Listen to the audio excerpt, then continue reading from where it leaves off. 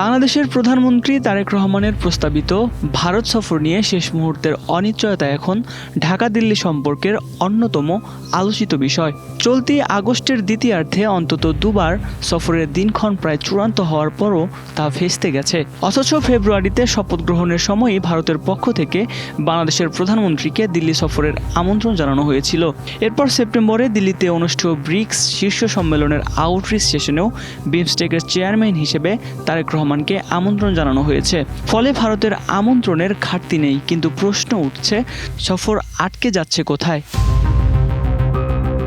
দিল্লির পর্যবেক্ষণে এই জটিলতার কেন্দ্রে রয়েছে ভারতে অবস্থানরত সাবেক প্রধানমন্ত্রী শেখ হাসিনা।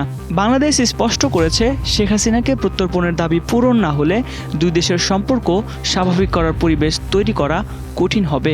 অন্যদিকে ভারতের বক্তব্য প্রত্যর্পণের অনুরোধ তারা বিবেচনা করছে এবং ভারতে অবস্থান করে শেখ হাসিনা ব্যক্তিগতভাবে যা বলছেন তার দায় দিল্লির নয়। কিন্তু প্রকাশ্য বক্তব্যের আড়ালে দুই দেশের পারস্পরিক অবিশ্বাসী এখন বড় বাধা হয়ে দাঁড়িয়েছে।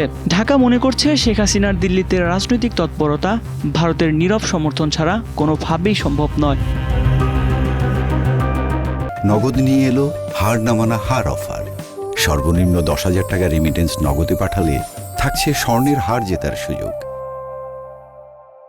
তবে শেখ হাসিনা ইস্যুই পুরো সমীকরণের একমাত্র কারণ নয় বলে মনে করছে দিল্লি। ভারতের ধারণা প্রত্যর্পণের দাবিকে বাংলাদেশের অভ্যন্তরীণ রাজনীতিতে একটি গুরুত্বপূর্ণ ইস্যু হিসেবে ব্যবহার করা হচ্ছে। একই সঙ্গে 2 বছরের বেশি সময় ধরে আটকে থাকা বিভিন্ন ভারতীয় প্রকল্প, গঙ্গা চুক্তি নবায়নের আলোচনা এবং বাণিজ্যিক বিধিনিষেধও দ্রুত সমাধান করা জরুরি। তারেক রহমানের সাম্প্রতিক চীন সফরও দিল্লির কূটনৈতিক হিসাবকে আরও গুরুত্বপূর্ণ করে তুলেছে। তাই ভারত চায় যত দ্রুত সম্ভব সরাসরি সর্বোচ্চ পর্যায়ের সংলাপ শুরু হোক।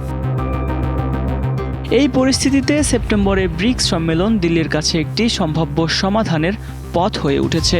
দ্বিপাক্ষিক সফর এখনই সম্ভব না হলেও বহুপাক্ষিক ফোরামের আমন্ত্রণে তারেক রহমান ভারতে এলে দুই দেশের শীর্ষ নেতৃত্বের সরাসরি যোগাযোগের সুযোগ তৈরি হবে। ব্রিক্সের আউটরিচ সেশনের বিমস্টেক চেয়ারম্যান হিসেবে তার অংশগ্রহণের সম্ভাবনাও তাই বিশেষ গুরুত্ব পাচ্ছে। দিল্লির হিসাব, এই সফর হলে ভারতের প্রধানমন্ত্রী নরেন্দ্র মোদীর সঙ্গে বাংলাদেশের প্রধানমন্ত্রী তারেক রহমানের আলাদা সাক্ষাতের সুযোগ তৈরি হওয়াটাও প্রায় অবধারিত। সর্বশেষে দিল্লির বার্তা অনেকটাই স্পষ্ট। শেখ হাসিনা ইস্যুতে ভারতের অবস্থান তারা জানিয়ে দিয়েছে। প্রত্যর্পণ নিয়ে তাদের নিজস্ব আইনি ও কূটনৈতিক প্রক্রিয়াও চলছে। এখন সিদ্ধান্তের বল বাংলাদেশের প্রধানমন্ত্রীর কোর্টে। অভ্যন্তরীণ রাজনৈতিক চাপ সামলে তারেক রহমান শেষ পর্যন্ত সেপ্টেম্বরে দিল্লি যাওয়ার সিদ্ধান্ত নেবেন কিনা সেটিই বড় প্রশ্ন। তবে ভারতের আগ্রহ স্পষ্ট। সম্পর্কের জট খুলতে হলে মুখোমুখি আলোচনা শুরু করতেই হবে, আর সেই আলোচনার প্রথম দরজা খুলতে পারে ব্রিক্সের মঞ্চেই।